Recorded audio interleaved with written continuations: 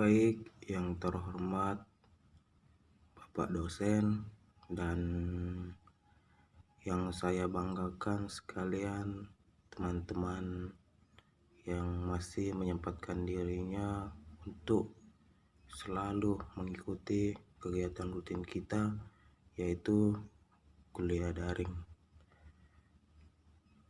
Assalamualaikum warahmatullahi wabarakatuh. Pertama-tama marilah kita panjatkan puji syukur kita kehadirat Allah SWT, karena atas karunia dan berkatnya kita masih dapat berkumpul atau mengikuti kegiatan rutin kita, yaitu kuliah daring. Dan tak lupa pula marilah kita panjatkan salawat dan salam kehadirat Nabi Allah SAW, karena beliaulah yang telah membawa kita dari alam kegelapan, alam jahiliyah, menuju alam yang terang benderang dan alam yang memiliki banyak sekali ilmu pada saat ini, dan mungkin sudah banyak kita rasakan sama-sama. Mungkin untuk mempersingkat waktu, saya akan langsung mempersilahkan teman-teman saya untuk mengambil alih, karena pada kesempatan ini kami dari kelompok 15 itu akan menjawab pertanyaan dari teman-teman yang telah diberikan kepada kelompok kami. Selanjutnya mungkin saya lempar waktu dan tempat untuk teman-teman menjawab pertanyaan dari teman-teman yang lain. Assalamualaikum warahmatullahi wabarakatuh. Terima kasih atas kesempatan yang telah diberikan kepada saya. Pada kesempatan kali ini saya akan menjawab pertanyaan dari saudari Dwi Kartika, yang dimana pertanyaan tersebut ialah, siapakah pemimpin yang menggantikan Sulaiman Kanuni pada saat kerajaan Utsmani akhirnya digantikan Republik Turki? Yaitu jawaban dari saya di dalam buku ensiklopedi Islam dijelaskan bahwa kerajaan Ottoman mulai melemah setelah wafatnya Sulaiman Kanuni, dan pada saat Sulaiman Al-Kanuni ini wafat, ada seorang pemimpin baru yang memimpin kerajaan Utsmani, yaitu Sulaiman I pada tahun 1520 sampai 1566. Nah, kejadian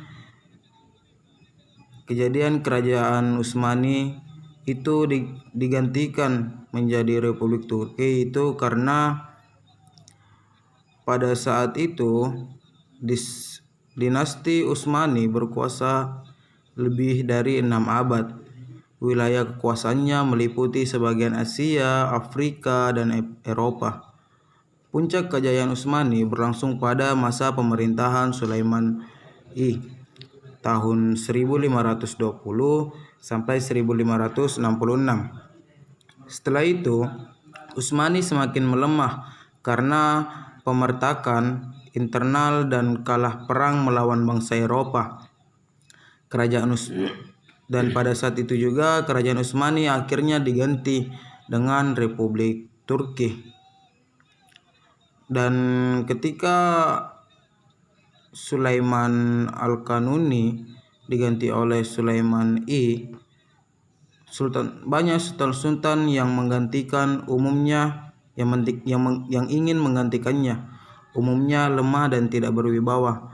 Penyebab lainnya adalah kehidupan mewah dan berlebihan di kalangan pembesar istana, sehingga banyak terjadi penyimpangan dalam keuangan negara. Mungkin itu saja dari saya.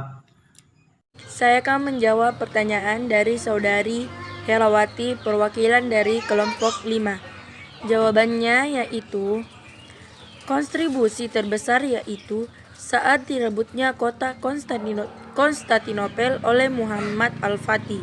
Bahkan itu juga sesuai hadis dari Imam Ahmad bahwa suatu ketika kerajaan Konstantinopel akan ditaklukkan pemimpin yang dapat menaklukkan itu sebaik-baik pemimpin, dan tentara yang dapat menaklukkannya adalah sebaik-baik tentara. Di bawah pimpinan Sultan Muhammad Al-Fatih, Konstantinopel ditaklukkan dengan 100.000 pasukan dan meriam canggih masa itu. Kemudian, pengaruh yang lain, penyebaran Islam di Asia Tenggara dibantu juga oleh Turki Utsmani karena hubungan Aceh dan Turki di abad 16 cukup erat. Bahkan secara diplomatis, Aceh mengaku sebagai wilayah yang dikuasai Turki Utsmani. Abad 16, keduanya berhasil mengalahkan Portugis yang ingin menguasai Aceh. Namun, saat giliran Belanda yang ingin menguasai Aceh, Turki Utsmani sedang mundur, jadi tidak berhasil melindungi Aceh. Sedangkan penyebab hancurnya Turki Utsmani yaitu dinasti Utsmani berkuasa lebih dari 6 abad. Wilayah kekuasaannya meliputi sebagian Asia, Afrika, dan Eropa. Puncak kejayaan Utsmani berlangsung pada masa pemerintahan Sulaiman I. Setelah itu, Utsmani semakin lemah karena pemberontakan internal dan kalah perang melawan bangsa Eropa, sehingga kerajaan Utsmani akhirnya diganti dengan Republik Turki. Terima kasih. Baik, saya akan menjawab pertanyaan dari saudari Ayu Damayanti, perwakilan kelompok 12. Pertanyaannya yaitu, sebutkan peninggalan sejarah Daulah Safawiyah khususnya pada masa kemajuan pemerintahan dan ilmu pengetahuan. Adapun jawabannya yaitu ada beberapa peninggalan kerajaan Safawi yang terdapat di Isfahan yang pernah didaulat sebagai ibu kota dinasti.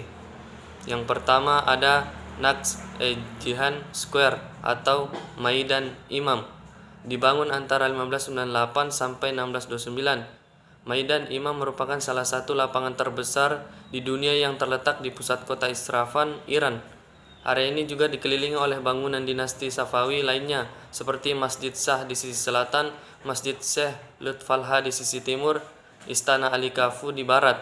Yang kedua, ada jembatan Kaju, yaitu jembatan ini dibangun oleh Syekh Abbas II yang memiliki fungsi ganda sebagai bendungan untuk mengurai taman di sungai sepanjang Sungai Zayandeh. Jembatan yang melintang di atas Sungai Zayandeh ini dibangun pada abad ke-17 Masehi dan memiliki lorong beratap yang dihiasi dengan keramik warna-warni. Yang ketiga, ada gedung Chaharbagh, yaitu gedung yang dibangun dinasti Safawiyah pada masa Shah Husain 1706. Ini diperuntukkan untuk sarana pendidikan. Letaknya di Jalan Chaharbagh, salah satu jalan utama di kota Isfahan.